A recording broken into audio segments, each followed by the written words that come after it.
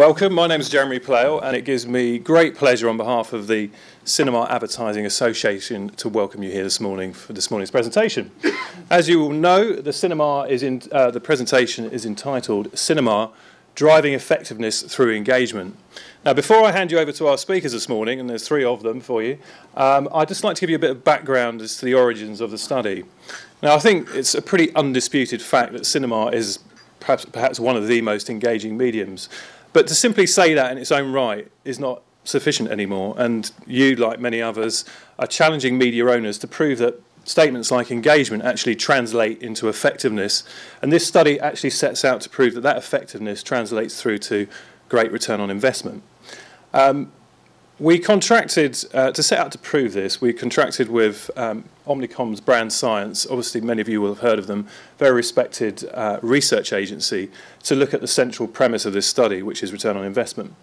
Now, the first study that you'll hear presented by Miranda here from Brand Science, their strategic director, was commissioned by the Screen Advertising World Association, so essentially the global trade body for cinema media owners. It's the largest and biggest piece of research that's ever been conducted into the cinema industry, encompasses over 111 individual studies from the European Brand Science Research Vault, and sets out to prove that cinema can generate really good return on investment and carryover rates.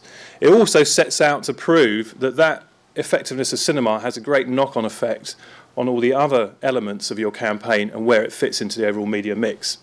Now, the second study you'll hear presented by Sam Veach over here, consultant manager at Brand Science, takes a far more UK-centric approach, was commissioned by the CAA and gives a much more sort of homely feel to the presentation. And finally, I'm very pleased to announce that we've got James Parnham from Manning Gottlieb here in London, who's going to take us through one of the campaigns of, the most applauded campaigns of recent times, John Lewis's fantastic Christmas campaign last year, and really looks in depth at some of the specific results that came out of that. There will be an opportunity at the end of the session for question and answers, so if I can ask you to hold on to your questions for then, please do ask them. So that all that remains for me is to hand over to Miranda from Brand Science. Thank you, Miranda.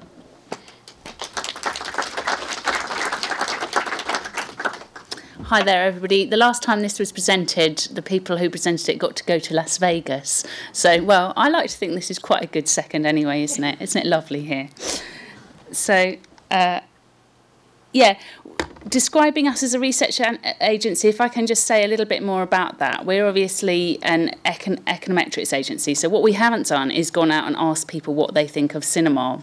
What we have done is gone back over our econometrics case studies over the last 10 years across the world and discerned key factors that are common across the piece. So what we're able to do is kind of work out the living rules of the cinema medium and how it works best in which categories.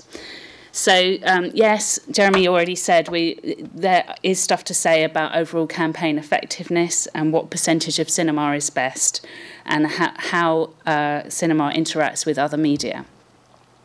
So this is us. We're part of Omnicom. We've got 14 offices around the world. We do also, econometrics is our bread and butter. We do all sorts of analytically based consultancy that is about marketing effectiveness. But obviously, day to day, one of the main things that we do is use statistical analytics to track the real linkages between marketing activity and whichever measures clients want to measure. So sometimes that's sales, sometimes it's brand measures. For public sector stuff, there'll be behavioural economics type measures that people are looking at there as well. And we do that in a really robust statistical way that proves linkages between marketing spend and sales or other outputs. So the kind of people that we work with, we obviously work with all the OMG group companies, and we have our own direct clients as well. We've done loads of work for the COI, so we've got a huge bank of stuff about that. We've also, well, all the clients that you would think of that work with MG, OMD and PhD, we also work with, and other clients around the world. So I guess one thing that started to be really interesting for us is looking back over our experience and seeing what can be said as a whole about how media works. And this study that we've worked with the CAA on and SAWA goes into detail on that. So, sorry if you know this already, we have this analogy which we trot out, which is that econometrics is like unbaking a cake. It's like reverse engineering it.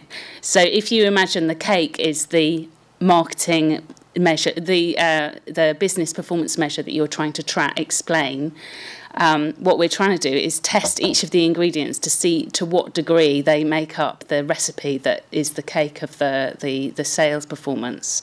So we'll test all sorts of things. We'll test advertising by medium, by creative execution, digital, sponsorship, direct mail, you name it, it's all in there, as well as other measures like economic environment, weather, seasonality, other marketing activity that may be happening like price promotion, other things that may be happening to the business like distribution measures. So it all goes in there and we test exactly which one of those is having how much effect on the sales performance line. So really, it's I make no apology, but the next few slides are going to be quite well, they're quite numbersy, I suppose, and that's because we have to look at loads and loads of data to get a really robust read on exactly what's going on in these cases. So we want to show you that, because otherwise we would say that, wouldn't we? It's kind of a way of showing you our workings, I suppose. So just to go through some of the terms that we'll be using, and again, sorry if you already know this, there's a distinction between return on investment, that this is where we're able to factor in the profit that companies make. So we're really able to see how much extra revenue is generated by marketing activity. And revenue return on investment is where sometimes companies aren't able to give us profit figures or don't want to, so we refer to it just as a revenue ROI. So on to our results vault. So we looked at our results vault, which has 1,500 cases in it, over that now actually, and 1,000 of them are in Europe, and we picked out the ones that had cinema present in them, and in fact it equates to 111 cases. So it's about 10% of our possible number of cases to look at, which is great, because if you think that in the UK, I guess cinema is about 2% of investment, isn't it? It's a representative sample. So just to give a bit of a summary about what I'm going to show you, Jeremy already spoke about this a little bit. The overall findings with the cases that we've looked at is that where cinema is included in the mix, the ROI is stronger than where cinema isn't included in the mix. So I'm talking about the total ROI. We've also looked at TV and seen what effect that cinema has on TV performance. And again, you can see that where cinema is included in the mix, TV has a stronger ROI. And I guess, you know, this is one of the things Jeremy says. There's many things that aren't disputed about cinema, that it's engaging and all of that. And we know that cinema and TV work brilliantly together because they adopt the same visual medium. But these are numbers that give you a bit of meat to that argument and give a bit of solid facts behind it. And when we look at each of we've actually looked at 3 main categories. And when you see the figures, you'll see that actually cinema is really strong as a non-primary media in most of the categories that we've looked at, in fact, in all of them.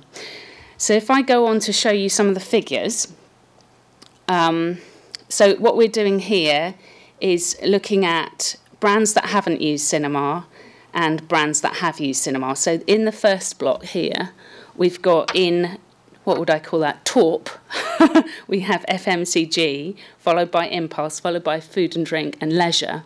And you'll see that this is the ROI score for the brands not using cinema in those categories. Whereas if you compare it to the column on your right, obviously those brands do use cinema. So you can see there's quite a significantly higher level of return on investment for those categories.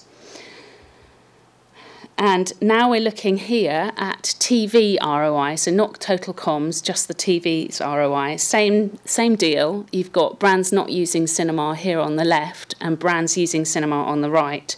And again, you can see in most cases significantly greater return on investment.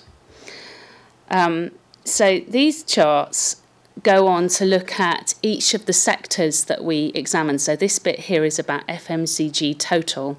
So on the top chart, what you'll see is we've got the going along the horizontal axis is the percentage of cinema in the mix, with the ROI going up the side in the vertical axis.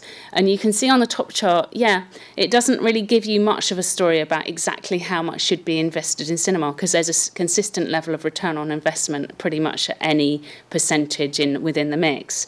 But if you then look at each of those, sorry, and I should explain, each of those diamonds are cases, so they're FMCG advertisers to give. So what we're doing is we're looking across the piece and seeing what the average performance is.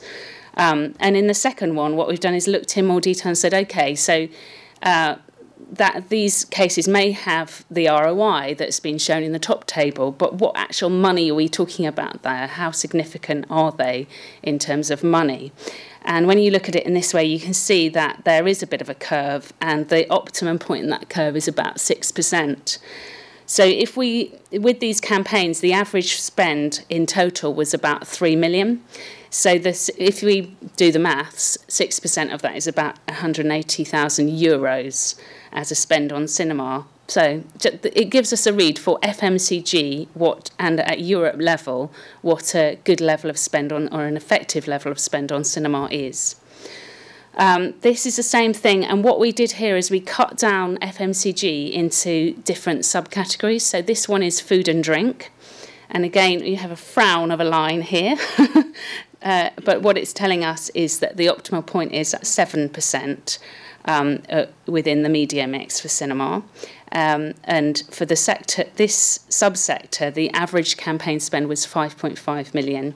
So that equates to about 390,000 euros as a cinema budget within food and drink. Same thing, but for leisure and entertainment. So again, the sweet spot here is around 6%.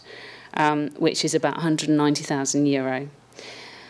So now we're looking at services in a bit more detail. So this splits out the average line, which again is pretty flat. And when you drill down and look at how, on the second chart, how much money that's actually delivering for a client, you can see the return levels are getting a really strong at high levels of investment in cinema for services.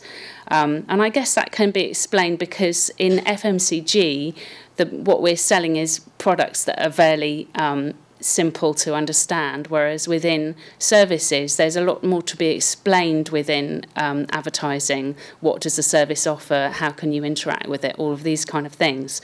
So media that are content rich, like television and cinema, do perform well in a service context.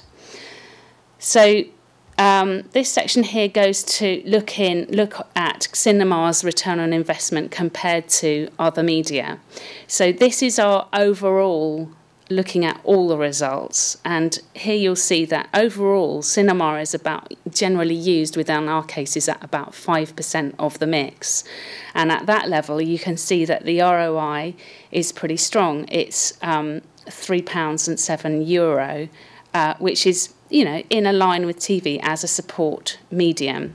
As you cut down into, now we're looking at carryover, and again, this is one of those facts that we know because we love with cinema and we know how it works. But to have a figure that gives a carryover rate is a much more powerful way of comparing cinema's effects to TV and explaining what the benefits are of cinema versus other media. So it's interesting here to have an actual figure which says that cinema's carryover effect is 48%.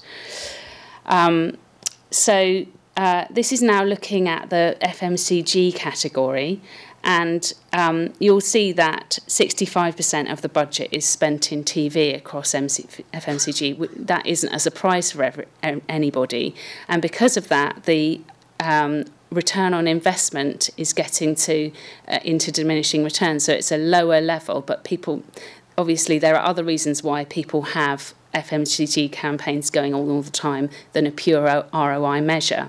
So when you look across the spectrum at the other media that are in the mix there, you see that of the rest of the media that's involved, cinema's invested in at a fairly good level, 6%, and delivers the best return ROI score. So if you then look at the carryover rate, again, it gives a detail of for FMCG, then there's a 51% carryover compared to TV. That's also really strong. In food and drink, the investment level is still strong at 7%, and the return on investment is €4.80. And again, the carryover's really, really strong for food and drink. And for services, here you see a case where actually cinema's underinvested. We all know it's quite hard to sell cinema to service brands, so the level of investment there is much less, and consequently the return on investment is less. When you look at the carryover rate, it's actually again strong behind TV. And this finally is looking at leisure and entertainment. Oh, is that not this? Yeah. So leisure and entertainment, this is also the case, 3%, where it's underinvested in the category, but even at that level, it outperforms outdoor. And again, you'll see there's this strong carryover rate for this category. So really, I guess what's interesting about this presentation is it gives some hard evidence that cinema, everything that we know about cinema is true in a way, that it does have a good carryover rate, that used at the right level within the mix, it does deliver a strong ROI. And to go into more detail on how that looks from a UK point of view, I'm going to hand over to my colleague Sam Veach,